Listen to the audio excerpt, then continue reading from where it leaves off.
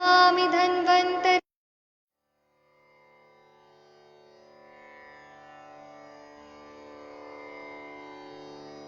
ॐ नमामि धन्वन्तरिमादिदेवम् सुरासुरैर्वन्दितपादपद्मम् लोके जराभयमृत्युनाशनं दातारमीशं विविधौषधीनां शङ्खं चक्रं जलौकां दधतं मृतघटं चारुदोर्भिश्चतुर्भिः सूक्ष्मस्वच्छातिहृद्यं शुकपरिविलसन् मौलिमम्भोजनेत्रम् कालाम्भोदोज्ज्वलाङ्गं कटितटविलसच्चारुपीताम्बराढ्यं वन्दे धन्वन्तरीतं निखिलगदवन् प्रौढदावाग्निलीलं प्रौढदावाग्निलीलं प्रौढदावाग्निलीलम्।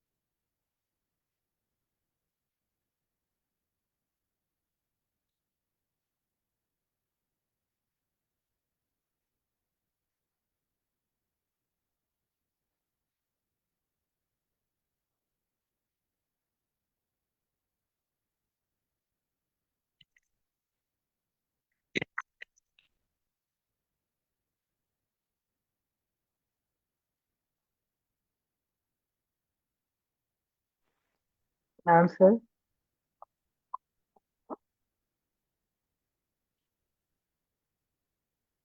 हेलो।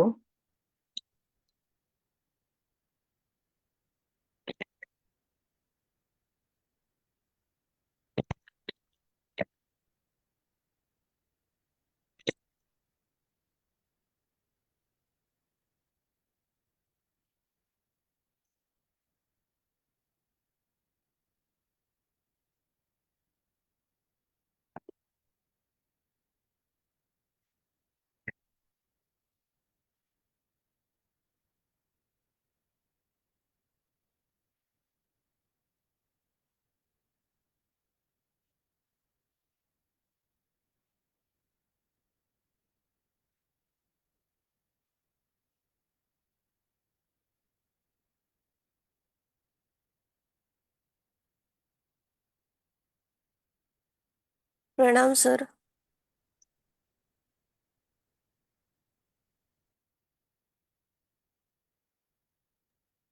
प्रणाम सर की आवाज नहीं आ रही ना? नहीं, आवाज नहीं आ रही सर की, अभी हाँ, स्टार्ट नहीं हुआ है। हम्म।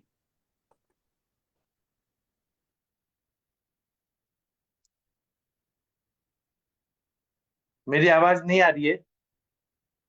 हेलो। अभी अब अभी आ आ रही रही है। है। अब आ रही है? अच्छा। जी तो मैं शुरू से फिर से करता हूँ। अब आ रही है ना आवाज? जी सर।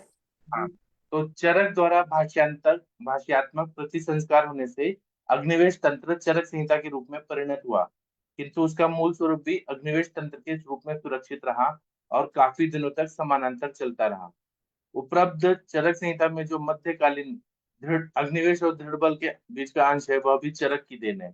इस काल की प्रसिद्ध घटना है बुद्ध का आविर्भाव तथा बौद्ध दर्शन का प्रसार, किंतु चरक संहिता में बौद्ध दर्शन का निर्देश यत्र तत्र तो मिलता है, किंतु वह अधिक विकसित अवस्था में नहीं है।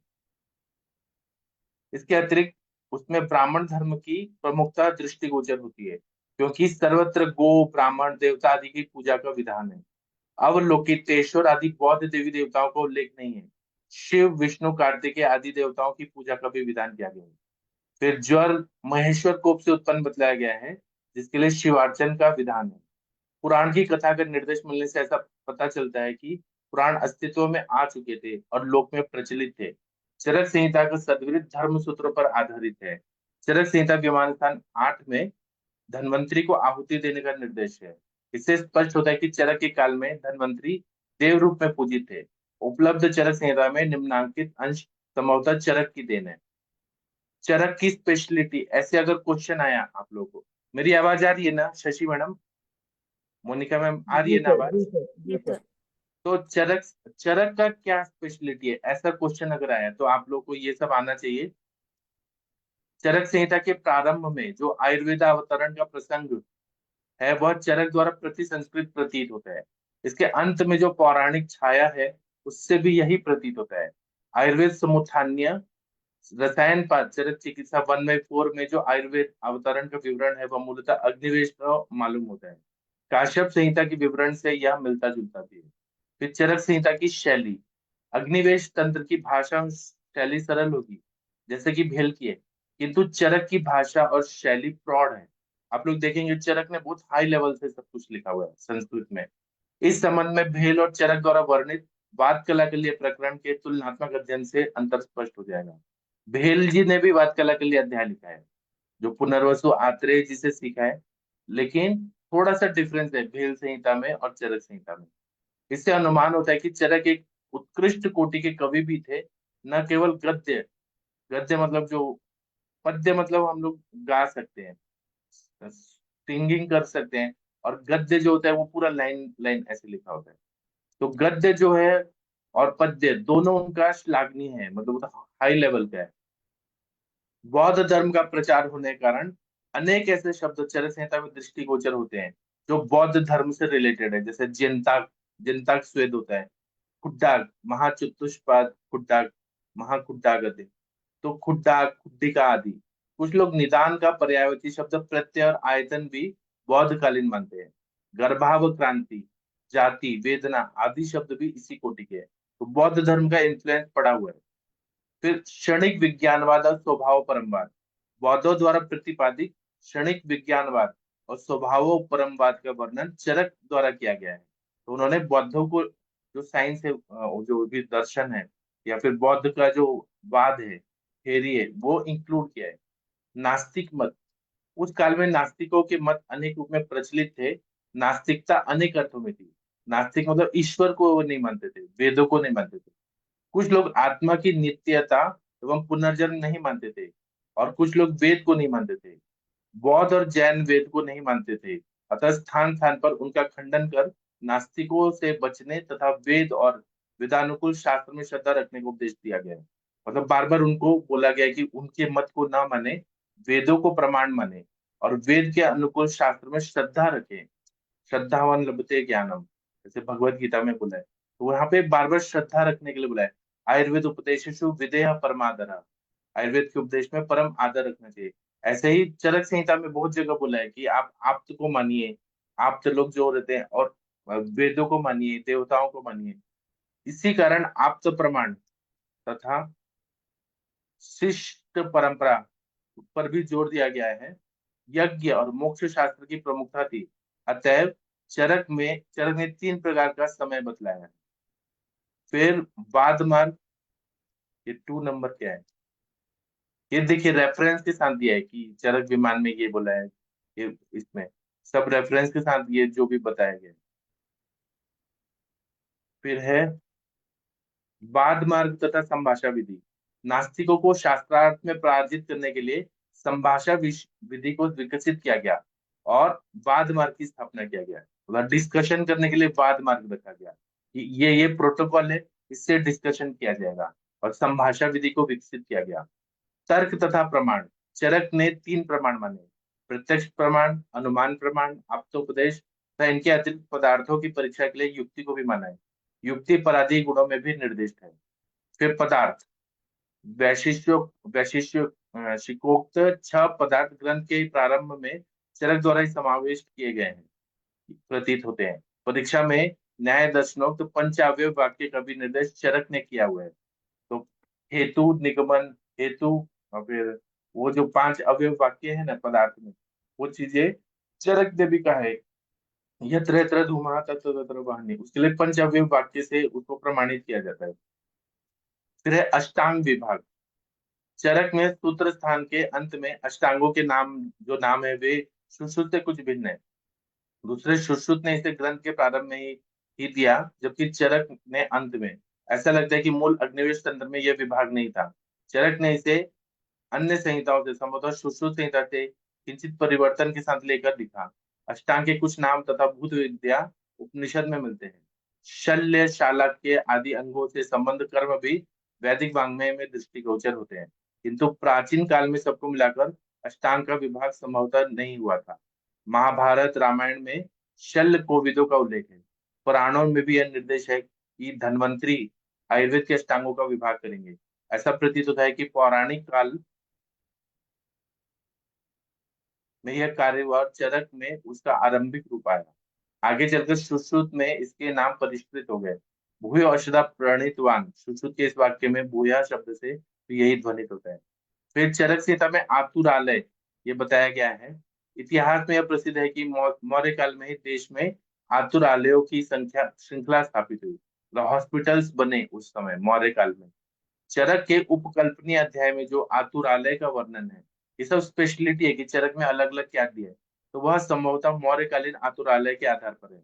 यद्यपि यह आज के सशुल्क आतुरालयों के समान राजाओं, राजपुरुषों तथा धनी व्यक्तियों के लिए ही होता था, तथापि आतुरालय के विकास की दृष्टि से इसका महत्व है। इसका विवरण यहाँ दिया जा रहा है। तो इसमें भवन कैसा होना चाहिए, इसमें कर्मचारी कैसे होने चाहिए, और निर्पापित उदपान, उलूखन, मुशल, वर्चस्थान, वर्चस्थान मतलब वॉशरूम, टॉयलेट, स्नान भूमि और महानस, महानस मतलब किचन। इसमें कर्मचारी कैसे होने चाहिए, पाचक, स्नापक, संवाहक, उत्थापक, संवेशक, औषध पेशक, परिचारक। मतलब उनके नाम ऐसे ऐसे दिया जाता था। जो खाना बनाने वाले पाचक हैं, फिर उत्थापक मतलब उठाने वाला, अलग अलग तरह के उनकी डिग्री और उनका पोस्ट होता था। इसके अतिरिक्त मनोरंजन कुशल, मित्रगण तथा पारिषद्य। उपकरण में जल पात्र, पाक पात्र, शयनासन, भृंगार प्रतिग्रह, अनेक प्रकार के खरल, शस्त्र, धूम नेत्र, बस्ती नेत्र, उत्तर बस्ती, कुश हस्तक, तुला, मानदंड, स्नेह द्रव्य, मधु, शर्करा, लवण, मध्य, चक्र, गोमूत्र आदि। शालिशस्त्रिक मुद्ग, माश, यव, तिल, कुलत्थ, धान्य। ये सब चीजें चरक संहिता में बताइए। वमन, विरेचन, उपवेतो भागत, दीपन, पाचन, ग्राही, संशमन, वातर, औषध, अन्य व्यापत्ति निवारक, व्यापत्ति मतलब कॉम्प्लिकेशन निवारक आवश्यक उपकरण। इसके अतिरिक्त सूतिकागार और कुमारागार। सूतिकागार मतलब लेबर रूम। लेबर रूम के बाद जब सूतिका अवस्था रहती है वहां पे रहने के लिए, और बच्चों के लिए जो पेडियाट्रिक का जो अलग से वार्ड टाइप बनाया गया था, वो भी वर्णन चरक संहिता में बताया। देश, देश चरक ने पश्चिमोत्तर प्रदेश के स्थानों का उल्लेख किया गया है। बाल्मीकि का उल्लेख महत्वपूर्ण है। बाल्मीकि देश के कांकन विषय का भी उल्लेख अनेक स्थलों पे हुआ है। यजुपुरुष के अध्याय में चरक सूत्र 25 में उसके नाम से जो मत दिया गया है, उससे प्रतीत होता है कि वह स्वभाववादी था। स्वभाववादी मतलब जैसे स्वभाववाद, मुद्ग जो होता है वो लघु होता है, माश होता है जो गुरु होता है। प्राग बौद्ध काल में ही गांधार के माध्यम से बाल्मीकि देश से संपर्क था, जो बाद में निरंतर बढ़ता गया। बाल्मीकि देशों से वैद्यस्थान, मधु, यष्टि, हिंगू, केशर आदि औषध द्रव्य भी भारत में आए। मतलब ये सब, हिंगू पहले नहीं होता था लेकिन हिंग वहां से आए, बाल्मीकि देश से। मधु, यष्टि आया, केशर आया। तक्षशिला का महत्व तब तक समाप्त हो चुका था। तक्षशिला मतलब जो अफगानिस्तान में एक यूनिवर्सिटी थी, तक्षशिला।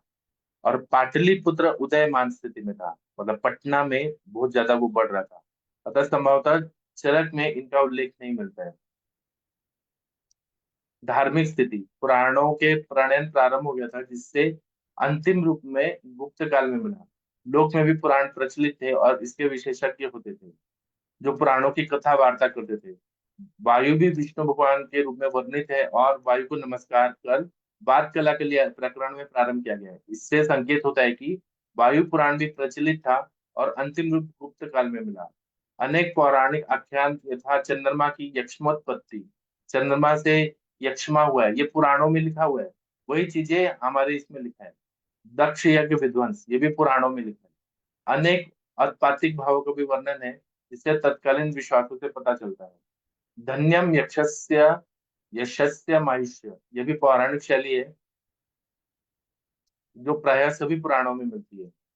फिर वर्णाश्रम व्यवस्था, जो वर्ण आश्रम जो था, जैसे ब्राह्मण, क्षत्रिय, वैश्य, शूद्र।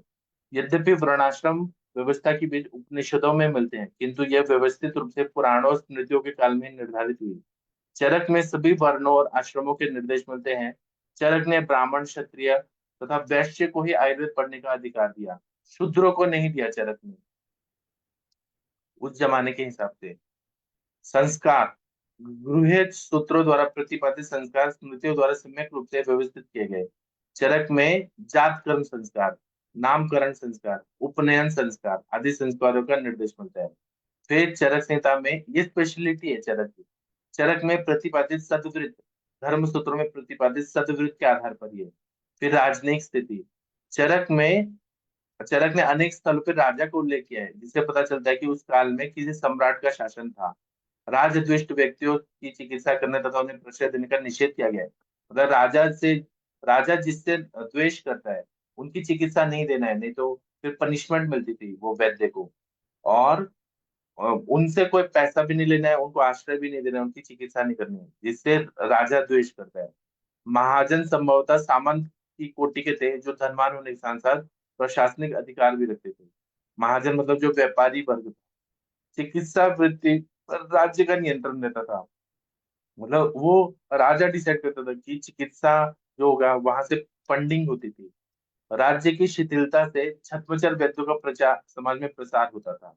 छद्मचर वैद्य मतलब आज के जमाने में भी आज उतना स्ट्रिक्ट रूल नहीं है कि लोग तंबू लगा के आयुर्वेदिक दवा खाने वाले करते हैं। या फिर वो जो आयुष दर्पण पे जो वो सिखाया जा रहा था कि बस्ती सिखाएंगे, ये सिखाएंगे, वो सिखाएंगे, सर्टिफिकेट देंगे। तो छद्मचर वैद्यों का समाज में प्रसार होता था उस जमाने में भी। ऐसी मान्यता थी कि राजा के अधर्म से ही जनोपध्वंस या मरक का प्रादुर्भाव होता था। मतलब जनोपध्वंस मतलब पूरा देश काल पानी सब दूषित होना, जनोपध्वंस, युद्ध वगैरह होता था उस समय राजा के अधर्म से, क्योंकि योग्य प्रशासक अपनी दक्षता से लोग के लिए स्वास्थ्य कर योजनाओं को कार्यान्वित करते थे, जिससे रोगों का प्रादुर्भाव या प्रसार नहीं हो पाता था। इससे पता चलता है कि चरक के काल में राज्य का शासन शिथिल है, संभवतः साम्राज्य का अंतिम चरण था। सम्राट अशोक के बाद मौर्य साम्राज्य की ऐसी ही स्थिति थी, अतः चरक की स्थिति संभवतः अशोक और पुष्यमित्र के बीच के काल की स्थिति है। साम्राज्य के अतिरिक्त गणराज्य भी थे, ग्राम या नगर निगम, जनपद, राष्ट्र, ये शासन की इकाइयां थी तथा इसके प्रधान कार्य संचालन करते थे। फिर चिकित्सा कर्म, चरक के टाइम पे अधिकांश वंश परंपरा से विद्या चलती थी, जो गुप्त काल में भी मान्यता प्राप्त हुई। अथर्ववेद का अधिक प्रभाव था और इस कारण दैव व्यापार चिकित्सा में भी लोग प्रचलित थी। ग्रहों का भी उल्लेख है, जिससे पता चलता है कि यह ज्ञान प्रारंभिक अवस्था में, प्रारंभिक स्थिति में था। द्विवर्णीय अध्याय में रोगी परीक्षा, त्रिविध, दर्शन, प्रश्न प्रश्न बताई गई है, जिसका खंडन सुश्रुत ने किया है। इसके अतिरिक्त चरक ने षडक्रम, षडविध तथा उपक्रम 36 बताए, जबकि सुश्रुत में क्रमशः अष्टविध क्रम और 60 बताए। संभव है चरक ने सुश्रुत के अतिरिक्त किसी अन्य तंत्र से इसका ग्रहण किया हो, या वृद्ध सुश्रुत में ऐसे विचार हो जिसे सुश्रुत ने आगे चलकर परिमार्जित किया। व्रण में बांधने के लिए पट्टी के संबंध में चरक ने वृक्ष, कंबल और सूती वस्त्र का विधान किया है। राजमास चरक में है, मतलब एक मास का टाइप होता है राजमास, जिसको हम राजमा भी बोलते हैं। तो यह चरक संहिता में ही राजमा बताया है, राजमास, बड़ा सा जो मास होता है। सुश्रुत ने इसे, इसके लिए अलसांद्र पर्याय दिया है, जो अलेक्जेंड्रिया का रूपांतर प्रतीत होता है। इसका वर्णन प्राचीन ग्रंथों में है भी नहीं, अतः यह भी यवन देश से संबंध प्रतीत होता है। मतलब जो राजमा है ना, ये वहां से आया, यवन से आया, यूनान से आया। चरक में फल वर्ग का आरंभ मृद्विका से हुआ। खजूर का भी, मृद्विका मतलब मनुक्का, किशमिश, खजूर का भी वर्णन है। श्रमहर गण जो है चरक सूत्र 4 में, श्रमहर गण में भी ऐसे ही फल हैं। चरक के स्वयं पश्चिमोत्तर प्रदेश में विशेष रहने के कारण इसका वर्णन स्वाभाविक है। चरक जो थे वो पश्चिम भारत में रहते थे ज्यादा, तो वहां पे मनुक्का वगैरह ज्यादा होता था, इसलिए उसका वर्णन है। शाक या आहारोपयोगी वर्ग में ग्रंजनक मतलब गाजर, पलांडु मतलब प्याज, लहसुन का वर्णन चरक ने किया है तथा चिकित्सा में भी यत्र तत्र इनका प्रयोग है, किंतु धर्मशास्त्र में इनके सेवन का निषेध है। जो हमारे हिंदू धर्म के ग्रंथ है, जो वेद पुराण वगैरह है, वो ब्राह्मणों के लिए पलांडु नहीं खाने के लिए बोला है, प्याज और लहसुन मना किए गए, गाजर नहीं खाना है। लेकिन यहाँ पे चरक संहिता में बोला गया है खाने के लिए, चिकित्सा के लिए। पलांडु शकों को विशेष प्रिय था। शक राजा जो थे उनको प्याज बहुत पसंद था, ऐसा अष्टांग संग्रहकार ने लिखा है। भाव प्रकाश ने भी पलांडु को यवनेश लिखा है, मतलब जो यवन जो आए थे यूनानी, उनको जो सिकंदर वगैरह आए थे, तो उन पलांडु को ये पर्याय नाम दिया है कि उनको इष्ट मतलब यवन लोगों को प्रिय था प्याज। इससे प्रतीत होता है कि पलांडु शकों द्वारा इस देश में लाया गया। जो शक राजाओं ने जो भारत पे अटैक किया और फिर वहां पे शक धर्म की स्थापना की, शक परंपरा। शक पंचांग भी है अभी महाराष्ट्र में, तो शक पंचांग शक संवत से चलता है। उत्तर भारत में विक्रमादित्य से विक्रम संवत चलता है, और महाराष्ट्र में शक संवत से चलता है। तो पलांडु जो है, शकों ने जब अटैक किया इंडिया पे, तो वो पलांडु वहां से लाया गया। संभवतः यही बात लहसुन और गृजना के संबंध में भी होगी, लहसुन और वगैरह गाजर है वो उन्होंने लाया। शक और यवनों से संबंध होने के कारण ही भारतीय आहार विहार की रक्षा के उद्देश्य से धर्मशास्त्र में इनका निषेध किया गया हो। मतलब ये बाहर से चीजें आ रही हैं, तो इसलिए धर्मशास्त्रों में निषेध किया गया हो। विदेशी यात्रियों के विवरणों में भी इसका उल्लेख है। आसव शब्द सामान्य मध्य के लिए प्रयुक्त होता था, किंतु अरिष्ट शब्द औषधीय मध्य के लिए व्यवहृत हुआ।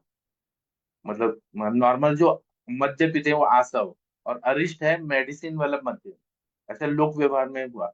इसका प्रयोग चरक ने किया है। कौटिल्य के अर्थशास्त्र में भी इसका उल्लेख है, आसव और अरिष्ट का। चरक कौन थे?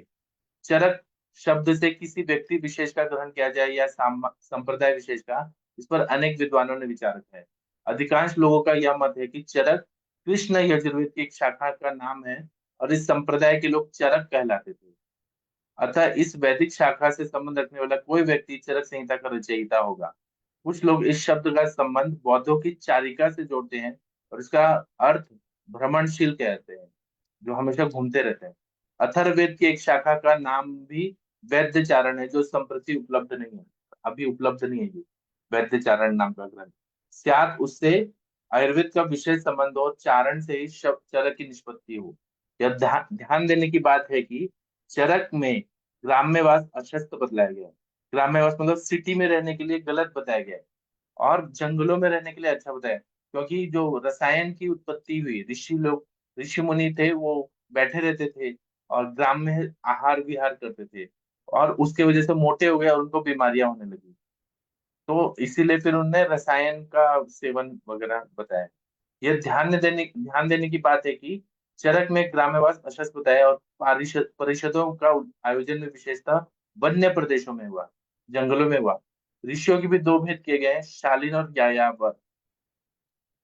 इस प्रकार के ऋषि कुटी बनाकर रहते थे और दूसरे प्रकार के ऋषि घूमते रहते थे। शालीन जो थे वो कुटी बना के रहते थे और यायावर जो है वो घूमते रहते थे। इससे प्रतीत होता है कि चरक यायावर कोटि के महर्षि थे जो किसी एक स्थान में स्थिर नहीं रहते थे। एक मत यह भी है कि चरक शेषनाग के अवतार थे। इस आधार पर कुछ विद्वानों का अनुमान है कि वह नाग जाति के कोई आचार्य थे और चूंकि पतंजलि भी शेष अवतार माने जाते हैं, अतः कुछ लोग चरक का संबंध, ये चरक मुनि का फोटो है,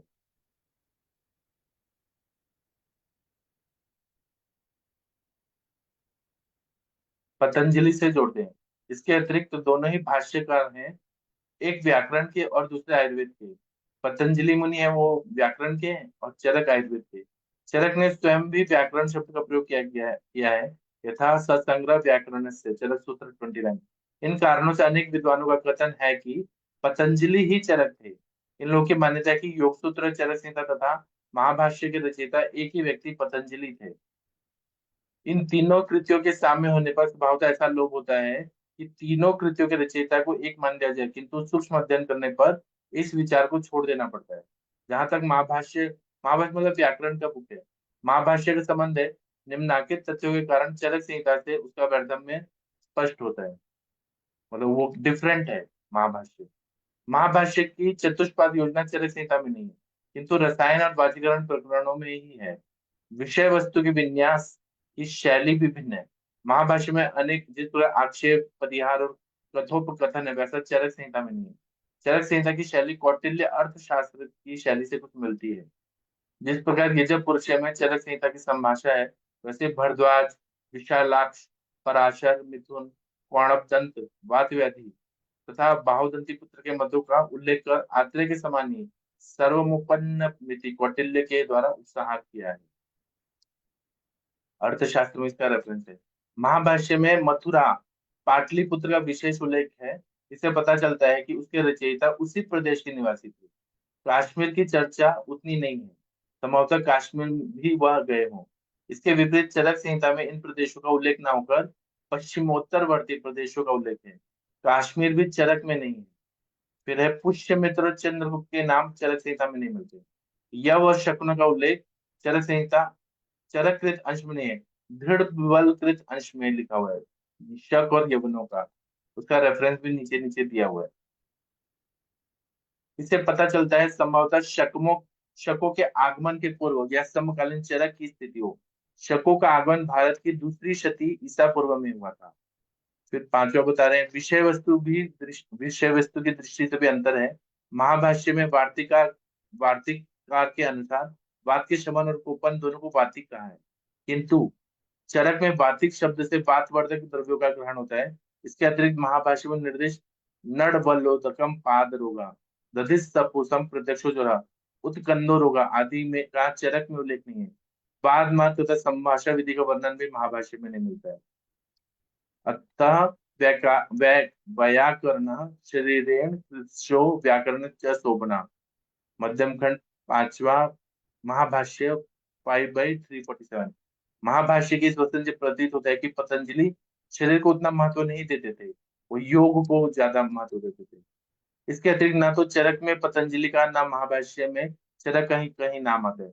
यदि उनकी एकता होती तो कुछ संकेत होता या प्रतिसंस्कर्ताओं में से कोई तो उसका उल्लेख करता। इन कारणों से चरक संहिताकार और महाभाष्यकार पतंजलि की एकता मानना कठिन है, दोनों अलग अलग हैं। इसी प्रकार चरक संहिता योग सूत्र निम्नांकित अर्थम में शैली नितांत भिन्न है। चरक संहिता संभाषा उपदेश के रूप में अ, है, जबकि योग सूत्र सूत्र रूप में भाषा भी भिन्न है। तो योग सूत्र अलग है और चरक संहिता अलग है। इतना डीप में नहीं पढ़ेंगे, ये आप लोग कर लीजिएगा। चरक और सुश्रुत, इस पे क्वेश्चन आता है। चरक और सुश्रुत के पारस्परिक संबंध पर विचार करने के क्रम में निम्नलिखित तथ्यों की ओर ध्यान जाता है। अनेक वचन दोनों संहिताओं के में समान रूप से मिलते हैं। चरक और सुश्रुत में अनेक शब्द तथ्य शब्दांतर से दोनों संहिताओं में वर्णित है। सुश्रुत संहिता में चरक संहिता के अनेक मतों को पूर्व पक्ष के रूप में उपस्थित कर खंडन किया गया है। जैसे सुश्रुत है वो रक्त को दोष मानते हैं और चरक नहीं मानते रक्त को दोष। चरक संहिता में धन्वंतर संप्रदाय का उल्लेख अनेक स्थलों पे सादर किया गया है। मतलब चरक संहिता में बार बार बोला गया है कि यह धन्वंतरणम धन्वंतरियम अधिकार, मतलब ये सर्जरी का पार्ट है, तो धन्वंतरी संप्रदाय के लोगों का अधिकार है। तो चरक संहिता में धन्वंतरी संप्रदाय के लोगों का बहुत रिस्पेक्ट दिया गया है। वहां पे सर्जरी के लिए भेज दिया जाता है। उधर की चिकित्सा में बोल दिया है वहां पे आप भेज दीजिए। इन बातों से यह निष्कर्ष निकाला जा सकता है कि सुश्रुत आदि का संस्करण वृद्ध सुश्रुत में तो चरक संहिता के पूर्व था, किंतु दूसरा संस्करण सुश्रुत उसके बाद हुआ। ब्राह्मण ग्रंथ और उपनिषदों में दिवोदात और उनके पुत्र प्रतर्दन का उल्लेख होना, वेल निर्दिष्ट गांधार राज नग्नजित का शतपथ ब्राह्मण में निर्दिष्ट होना सूचित करता है कि वृद्ध सुश्रुत या आदि सुश्रुत संभवतः अग्निवेश आदि के समकालीन या कुछ पूर्ववर्ती थे। आगे चलकर सुश्रुत के अतिरिक्त अन्य भी संप्रदाय शल्य तंत्र में प्रचलित हुए। चरक ने अग्निवेश तंत्र का प्रतिसंस्कार करते समय इन सारी सामग्री का उपयोग किया और बहुवचनांत धन्वंतरीय शब्द से उन्हें संप्रदायों का उल्लेख किया है। एक शार तंत्र का भी उल्लेख आया है, संभवतः विमान स्थान में अनेक विषय शास्त्रों के लोक में प्रचलित होने की जो बात कही है वह भी इसी से संबंध रखती हो। सुश्रुत का प्रतिसंस्करण चरक के बाद हुआ। प्रतिसंस्करण मतलब सिंपल लैंग्वेज में लिखना। अतः चरक सुश्रुत ने अनेक स्थलों पर चरकोक्त वचनों का यथावत या रूपांतर कर उपयोग किया, उनके पूर्व पक्ष के रूप में भी उपस्थित किया। दृढ़ बल के बाद भी सुश्रुत का एक प्रतिसंस्कार हुआ है, अतः दृढ़ बल प्रतिसंस्कृत अंश की बहुत सी बातें सुश्रुत संहिता में आ गई हैं। यदि ऐसा माना जाए तो चरक वृद्ध सुश्रुत तथा सुश्रुत के बीच और दृढ़ बल सुश्रुत तथा उसके बीच उसके प्रतिसंस्कार करता नागार्जुन के बीच स्थापित किए जा सकते हैं। तब इसी आधार पर चरक और सुश्रुत के सामान्य निर्देशक स्थलों का सामंजस्य हो सकेगा। चरक और सुश्रुत के संबंध को निम्नांकित प्रकार से दिखाए जा सकते हैं।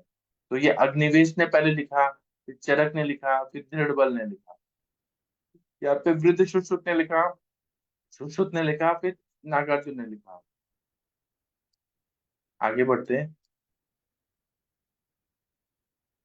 चरक और सुश्रुत का ये बता रहे हैं। चरक संहिता और याज्ञवल्क्य की स्मृति के अनेक स्थलों में आश्चर्यजनक साम्य मिलता है। याज्ञवल्क्य स्मृति स्मृति ग्रंथ है, याज्ञवल्क्य स्मृति। इस आधार पर यह कहा जा सकता है कि चरक संहिता से यह सब विषय याज्ञवल्क्य स्मृति में लिया गया है। इस सबसे प्रबल प्रमाण अस्थियों तथा अन्य शारीर भावों का है।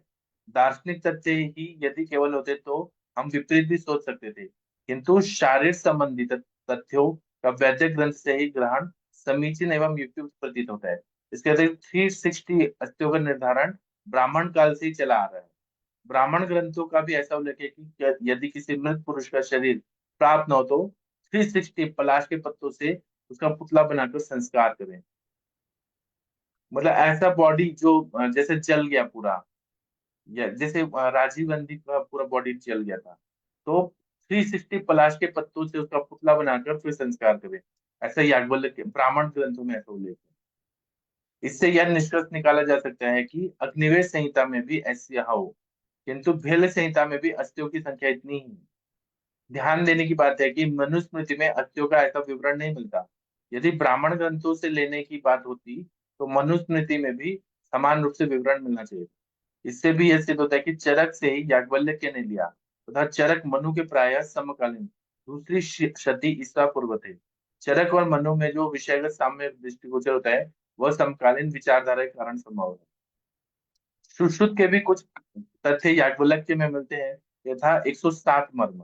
इससे प्रतीत होता है कि याज्ञवल्क्य की स्मृति से पूर्व सुश्रुत का प्रतिसंस्कार हो चुका था, किंतु अस्थियों की संख्या याज्ञवल्क्य ने सुश्रुतानुसार 300 न देकर चरकानुसार 360 दिए। क्या यह संभव है कि उस काल में सुश्रुत भी 360 ही अस्थियां मानते थे और बाद में नागार्जुन ने उसे 300 कर दिया? ये क्वेश्चन है। चरक ने चरक को स्पष्टता उद्धृत करने वाला प्रथम व्यक्ति वाग्भट ही है। इससे प्रतीत होता है कि वाग्भट छठी शती तथा चरक की प्रसिद्धि एवं मान्यता संहिताकार के रूप में हो चुकी थी। लगभग उसी काल में भट्टार रविचंद्र ने उसी व्याख्या का कार्य अपने हाथ में लिया। इससे भी सूचित होता है। इससे पूर्व भी सभी रचनाओं में चरक शब्द यद्यपि आया, किंतु वह चरक संहिता के रचयिता महर्षि चरक के अर्थ में न होकर अन्य अर्थों में है। फिर है चरक का काल।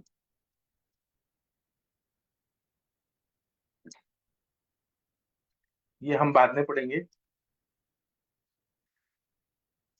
ये इन्होंने बहुत सारा ये दिया कि चरक ये टाइम पे थे, वो टाइम पे थे।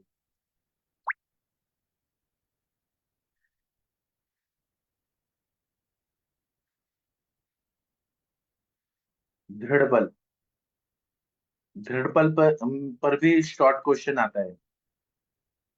वर्तमान चरक संहिता के अंत में ये उल्लेख मिलता है कि चरक संहिता का एक तिहाई भाग उस समय प्राप्त नहीं था, जिसे दृढ़ बल ने अन्य तंत्रों के आधार पर पूरा किया। ये अंश है चिकित्सा स्थान के 17वां अध्याय, पूरा कल्प स्थान 12 अध्याय, दस सिद्धि स्थान 12 अध्याय। इस प्रकार कुल 120 अध्यायों में 41 अध्याय दृढ़ बल ने लिखे हैं। कुछ लोग इसका अर्थ यह कहते हैं कि चरक का कार्य अपूर्ण रह गया था, उसे दृढ़ बल ने पूरा किया, किंतु अधिक संभावना इस बात की है कि चरक ने पूर्ण संहिता का प्रतिसंस्कार किया था, जो कालक्रम से राजनीतिक या अन्य कारणों से खंडित हो गया था, जिसकी पूर्ति दृढ़ बल ने की। इसका प्रबल प्रमाण यह है कि स्वयं दृढ़ बल ने अपने द्वारा प्रतिसंस्कृत स्थानों के अंत में अग्निवेश कृते तंत्रे चरक प्रतिसंस्कृत ऐसा दिया है। यदि वह अंश चरक द्वारा प्रतिसंस्कृत ना होता तो चरक का नाम लेकर दृढ़ बल अपना नाम देता, लेकिन उन्होंने उसी नाम को आगे बढ़ाया।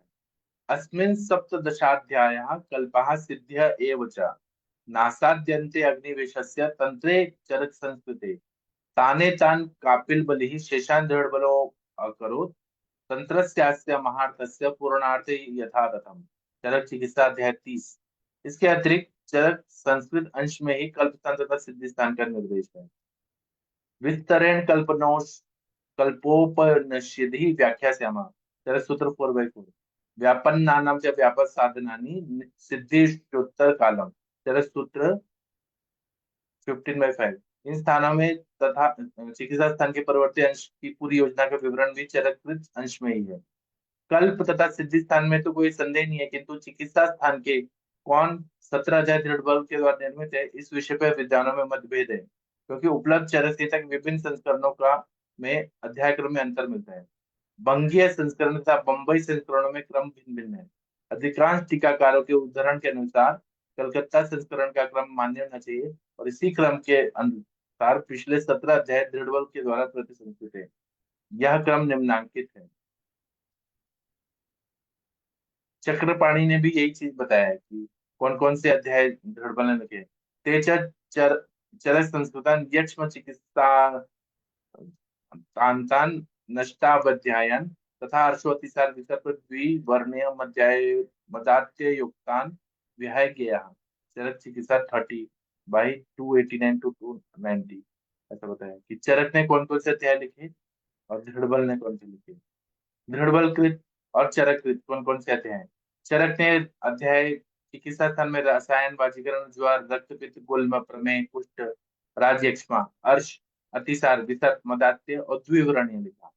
दृढ़ बल ने कौन से अध्याय लिखे तो उन्माद, अपस्मार, शत, श्रोत अध्याय, उदर चिकित्सा, फिर ग्रहणी चिकित्सा, पांडु चिकित्सा, श्वास चिकित्सा, काश, सर्दी, तृष्णा, विष, त्रिमर्म्य, उरुस्तंभ, वात व्याधि, वात शुंड, योनि व्यापक। ऐसा प्रतीत होता है कि इन अंशों के अतिरिक्त सारे ग्रंथ का परिमार्जन भी उनके द्वारा हुआ है, जो स्वाभाविक है। दृढ़ बल ने जो अपना परिचय दिया है उसके अनुसार उनका निवास स्थान पंच नंदपुर है। कुछ लोग इसे कश्मीर, कुछ लोग पंजाब, कुछ लोग काशी का पंचगंगा घाट बताते हैं। काशी में इसका निवास स्थान मानने से अधिकांश विद्वानों का झुकाव है। इनके पिता का नाम कपिल बल था। अष्टांग संग्रह में कपिल बल का नाम आया है। दृढ़ बल शिव भक्त थे और अनेक तंत्रों की सहायता से उन्होंने चरक के खंडित अंश को पूर्ण किया। दृढ़ बल का काल, अष्टांग संग्रह में कपिल बल का निर्देश और जो दृढ़ बल के पिता थे। अष्टांग संग्रह छठी शती की रचना है। तब प्रसिद्धि काल को देखते हुए दृढ़ बल चौथी शती में रखे जा सकते हैं। यह गुप्त साम्राज्य का काल था। इस साम्राज्य का विस्तार कश्मीर तथा काबुल तक था। गुप्त काल भारतीय वाङ्मय के पुनरुत्थान का युग था। इस काल में पुराणों को अंतिम रूप दिया गया। नवीन स्मृतियों के द्वारा आचार पद्धति व्यवस्थित की गई। प्राचीन संहिताओं को प्रतिसंस्कृत कर उसे युगानुरूप बनाया गया। अत्यधिक संभावना है कि गुप्त काल में आयुर्वेदीय संहिताओं को आधुनिक रूप मिला जो अद्यावधि चला आ रहा है। चरिक संहिता में गुप्त काल में जो तथ्य उपलब्ध थे वे दृढ़ बल के द्वारा नियोजित माने जाने चाहिए। इसमें निम्नलिखित मुख्य है।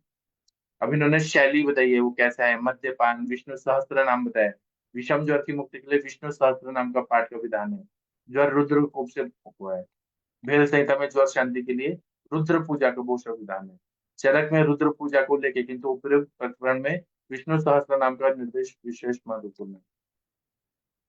फिर धार्मिक स्थिति बताया। देश कौन कौन से बताए तो वाल्मीकि देश, पल्लव, पल्लव, पहवलव, चीन, शूलिक, यवन, शक, प्राच्य, सैंधव, अश्मक, अवंतिक, मलय, दक्षिण, उत्तर पश्चिम, मध्य प्रदेश, ये सब देशों का वर्णन है। फिर तंत्र युक्तियां बताई हैं, काम शास्त्र, विविध औषधियां बताई हैं, अलग अलग जड़ी बूटियां। फिर ये सब हम बातें पढ़ेंगे। दृढ़बल ने क्या क्या लिखा है। उन्होंने तीन तृतीयांश की पूर्ति की, आधे की नहीं की।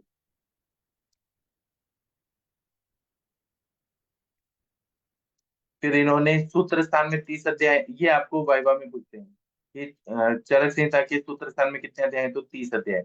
निदान स्थान में 8 अध्याय, विमान स्थान में 8 अध्याय, शारीर स्थान में 8 अध्याय, इंद्रिय स्थान में 12 अध्याय, चिकित्सा स्थान में 30 अध्याय, कल्प स्थान में 12 अध्याय, सिद्धि स्थान में 12 अध्याय, मतलब टोटल 120 अध्याय चरक संहिता में है। फिर चतुष्क बताएं।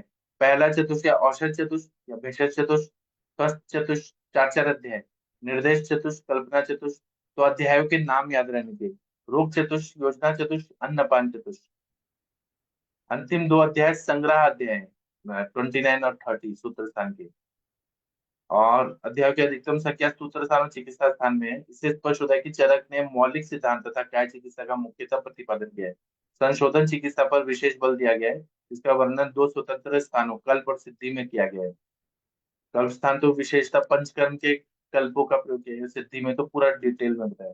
अरिष्ट लक्षणों का विस्तार से इंद्र स्थान में की गई। शारीर स्थान में मुख्यतः दर्शन का प्रतिपादन किया गया है। शरीर रचना गौण हो गई। इस प्रकार प्रतिपादित विषयों के अवलोकन से स्पष्ट हो जाता है कि चरक मुख्यतः मौलिक सिद्धांत काय चिकित्सा का उपजीव्य ग्रंथ। फिर और क्या बताया। हाँ, इसमें अनेक ऋषियों का वर्णन है। अंगिरा, जमदग्नि, वशिष्ठ, कश्यप, ये सब ऋषियों का वर्णन किया गया है चरक संहिता में।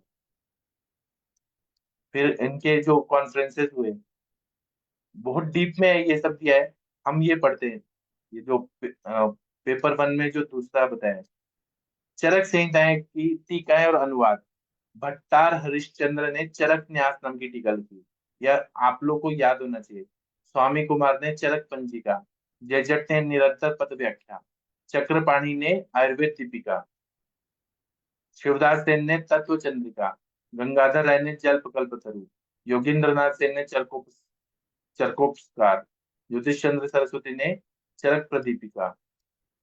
इसके अतिरिक्त निम्नांकित टीकाकारों का यह तरह उदाहरण से प्राप्त होता है। इन सब ने भी टीका लिखी है।